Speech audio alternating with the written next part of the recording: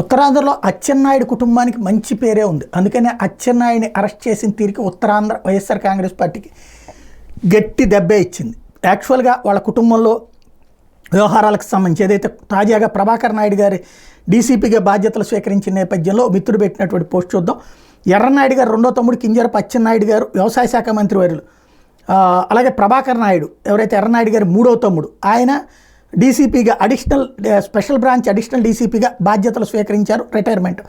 ఎర్రనాయుడు గారు మొదటి తమ్ముడు కింజరపు హరిప్రసాద్ నాయుడు స్వగ్రామం నిమ్మాడ కోటబొమ్మాళి మండలంలోనే ఉంటూ వ్యవసాయ పనులు కాంట్రాక్ట్ పనులు చూస్తుంటారు. ఎర్రనాయుడు గారు కుమారుడు కింజరపు రామ్మోహన్ నాయుడు కేంద్ర విమానయాన శాఖ మంత్రిగా ఉన్నారు. ఇలాంటి కుటుంబాన్ని బహుశా మనం సినిమాల్లోనే చూస్తూ ఉంటాం. నిజ జీవితంలో కుటుంబ సభ్యులు ఇలా అందరూ ఉన్నత స్థాయిలో ఉండవు, అరుదు.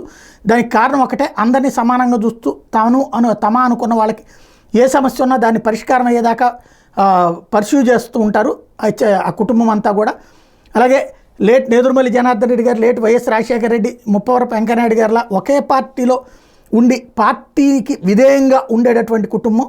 ఎంత ఎదిగినా ఈ రోజుకి నిత్యం ప్రజల్లోనే ఉంటూ ప్రజల కోసం పనిచేయడం, ఇంటికి వెళ్ళిన వాళ్ళకి వారి సమస్యలు సావధానంగా విని వీలైనంత సహాయం చేసి తర్వాత టీ ఇచ్చి మరీ సాగనంపడం అన్నటువంటిది శ్రీకాకుళం జిల్లాలో కింజరపు కుటుంబం. అందుకని వాళ్ళని విడతీసి చూడలేమని చెప్తున్నారు.